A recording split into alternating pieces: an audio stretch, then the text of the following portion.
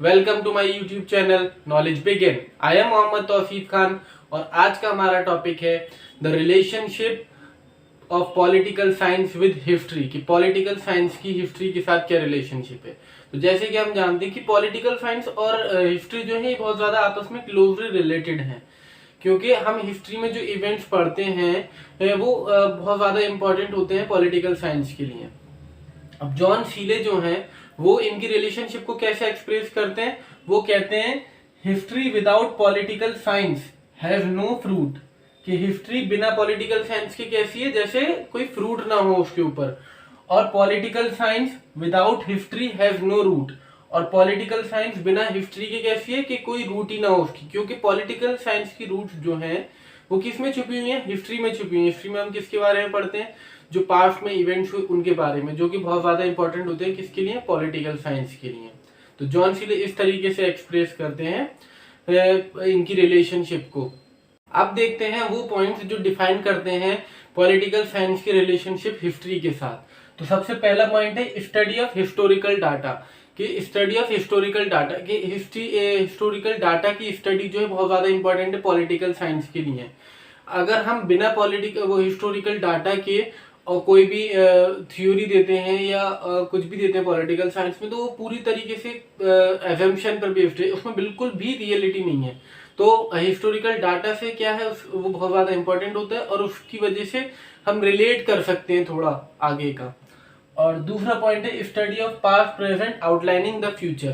कि study of past present की history और कैसे मदद करती है कि पास्ट इवेंट्स को और प्रेजेंट इवेंट्स को समझकर हम फ्यूचर आउटलाइनिंग कर सकते हैं, मतलब फ्यूचर में हम प्रोग्रेस कर सकते हैं। फ्यूचर में हमें उससे बहुत ज़्यादा फायदा हो सकता है, हम वो गलतियां ना करें जो गलतियां शायद पहले पॉलिसीज लाकर करी गई, तो उस पर हम फोकस कर सकते हैं। Third point political development of state and it's institutions.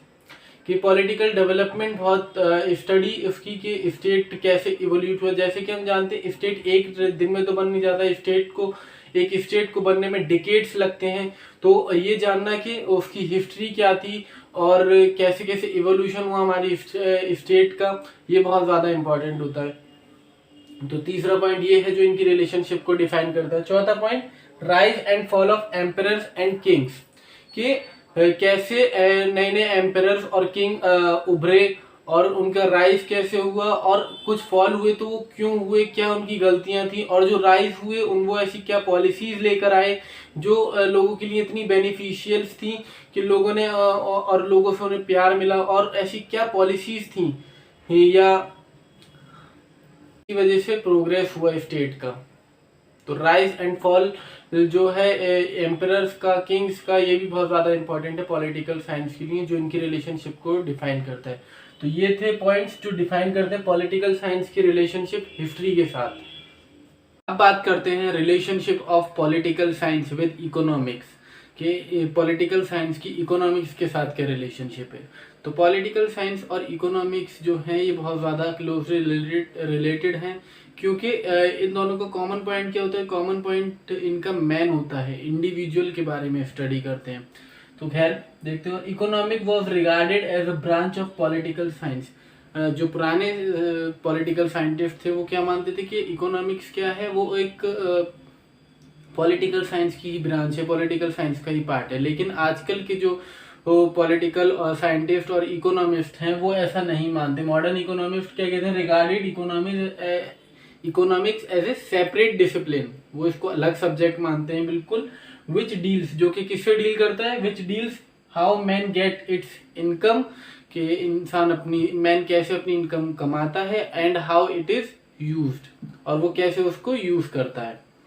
खैर देखते हैं दूसरा पॉइंट कि इकोनॉमिक, अब इनकी रिलेशनशिप को डिफाइन करने के लिए एक पॉइंट क्या है कि economic is guided by politics. Economics को कौन गाइड करता है, पॉलिटिक्स गाइड करती है। And economics always take the help of political science. और इकोनॉमिक्स जो वो हमेशा किसकी हेल्प लेती है, पॉलिटिकल साइंस की हेल्प लेती है। किस लिए, for securing right and economic policies, economic policies बनाने के लिए किसकी मदद लेती है, पॉलिटिकल साइंस की मदद लेती है। कि पॉलिटिक्स से उसको पता चलता है कि पॉलिटिकल साइंस में कैसी पॉलिसीज ऐसी लानी चाहिए जिससे डेवलपमेंट हो एक स्टेट का। अब देखते हैं वो पॉइंट्स जो डिफाइन करते हैं इनकी रिलेशनशिप को। तो सबसे पहला पॉइंट है कि political science and economic has common and point, कि पॉलिटिकल साइंस और इकोनॉमिक्स के क्या है, कॉमन एंड पॉइंट होते हैं। जैसे कि हम जानते हैं कि एक मैन जो है वो ऐसी सोसाइटी में ही प्रोग्रेस कर सकता है जहाँ पर सब कुछ जो है बिल्कुल ऑर्डरली हो, सब कुछ कंट्रोल में हो। और ये कब होगा, ये जब होगा जब एक स्टेट जो है वो प्रोवाइड करेगी लोगों को ऐसी कंडीशंस कि वो अपनी इकोनॉमिक एक्टिविटीज़ को आगे बढ़ा सकें, जो कि बहुत ज़्यादा इम्पॉर्टेंट है। तो इस तरीके से दोनों के क्या है, कॉमन एंड पॉइंट क्या है, पॉलिटिकल साइंस का भी कॉमन एंड पॉइंट मैन है और इकोनॉमिक का भी, इकोनॉमिक्स का भी कॉमन एंड पॉइंट क्या है, वो मैन है। तो ये दोनों का ही कॉमन एंड पॉइंट क्या है, मैन है, जो कि मैन मतलब इंडिविजुअल या फिर एक सोसाइटी का प्रोग्रेस, जो कि बहुत ज़्यादा ज़रूरी है। दूसरा पॉइंट है political science and economics are auxiliary, means ये दोनों क्या है, एक दूसरे के लिए हेल्पफुल हैं। पॉलिटिकल साइंस और इकोनॉमिक्स एक दूसरे के लिए हेल्पफुल हैं। देखिए खुद ही सोचिए, अगर पॉलिटिकल किसी इंस्टीट्यूशन में कोई दिक्कत होगी तो उसकी वजह से किसी की इकोनॉमिक कंडीशन भी खराब होगी, और अगर किसी इकोनॉमिक कंडीशन खराब होगी तो उसकी वजह से उसकी पॉलिटिकल कंडीशन भी खराब होगी। तो ये दोनों आपस में रिलेट करते हैं और बहुत ज़्यादा हेल्पफुल भी हैं।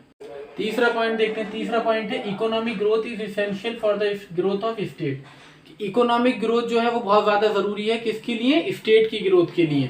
जब तक इकोनॉमिक ग्रोथ नहीं होगी स्टेट की ग्रोथ भी नहीं होगी। चौथा पॉइंट है economic condition influences the political condition of a man. अगर किसी की इकोनॉमिक कंडीशन खराब होगी तो उसकी पॉलिटिकल कंडीशन पर भी असर पड़ेगा, उसकी पॉलिटिकल कंडीशन भी खराब होगी।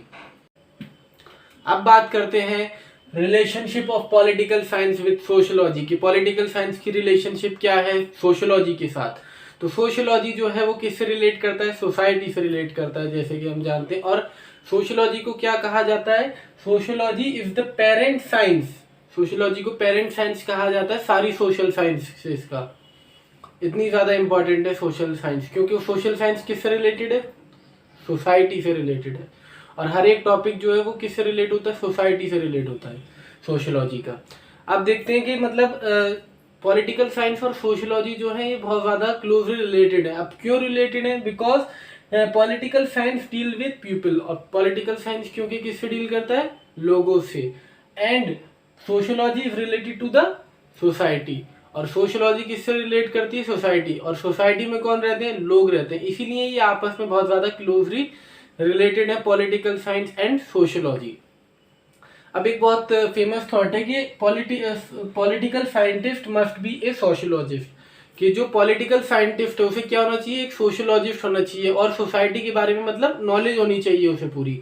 एंड सोशियोलॉजिस्ट और टू बी पॉलिटिकल साइंस, और जो सोशियोलॉजिस्ट है उसे पॉलिटिकल साइंस को भी पढ़ना चाहिए, उसके लिए वो भी बहुत इंपॉर्टेंट है। तो इसीलिए क्यों, क्योंकि ये बहुत ज़्यादा आपस में क्लोजली रिलेटेड है। क्योंकि पॉलिटिकल साइंस किससे जुड़ा हुआ है, लोगों से जुड़ा हुआ है, और सोशियोलॉजी किससे जुड़ी हुई है, वो सोसाइटी से जुड़ी हुई है।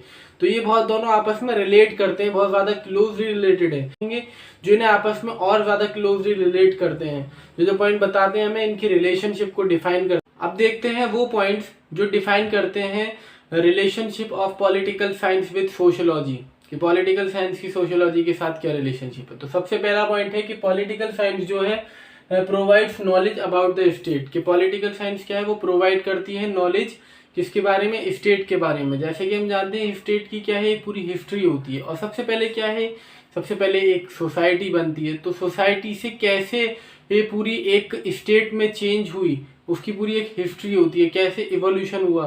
तो ये क्या है, पॉलिटिकल साइंस जो है प्रोवाइड करता है किसको, सोशियोलॉजी को। और जो कि सब्जेक्ट मैटर है और बहुत ज़्यादा इंपॉर्टेंट है किसके लिए, सोशियोलॉजी के लिए। अब सेकंड पॉइंट है कि sociology provide subject matter to political science. Sociology क्या है, वो प्रोवाइड करता है क्या, सब्जेक्ट मैटर किसे, पॉलिटिकल साइंस को। जैसे कि हम जानते हैं पॉलिटिकल साइंस किससे रिलेट करता है, सोसाइटी से। सोसाइटी में कौन रहते हैं, लोगों से, जो लोग रहते हैं सोसाइटी में उनसे। और सोशियोलॉजी क्या है, वो हमें बताती है कि प्रॉब्लम्स क्या है लोगों की, ये प्रॉब्लम्स। और जो मतलब सब्जेक्ट मैटर जो है वो हमें प्रोवाइड कौन करता है, सोशियोलॉजी प्रोवाइड करती है सब्जेक्ट मैटर। तीसरा पॉइंट है sociology helps in understanding the problem of society. कि सोशियोलॉजी क्या है, वो मदद करती है किसमें, सोशियोलॉजी हेल्प करती है कि अंडरस्टैंड करने के लिए कि सोसाइटी की प्रॉब्लम क्या है, सोसाइटी क्या चीज़ फेस कर रही है, जैसे कि इनइक्वलिटी है, ठीक है, इनइक्वलिटीज इन जेंडर और ऐसी चीज़ें जो कि सोसाइटी में प्रॉब्लम्स होती हैं, उन प्रॉब्लम्स को अंडरस्टैंड करने में कौन मदद करता है, सोशियोलॉजी हमें मदद करता है। और उस समय ये भी पता चलता है सोशियोलॉजी से कि लोग क्या चाहते हैं अपने लीडर से, अपने किंग से, या जो भी रूल कर रहा है उससे वो क्या चाहते हैं। तो ये थे सारे पॉइंट्स जो कि डिफाइन करते हैं पॉलिटिकल साइंस की रिलेशनशिप सोशियोलॉजी के साथ।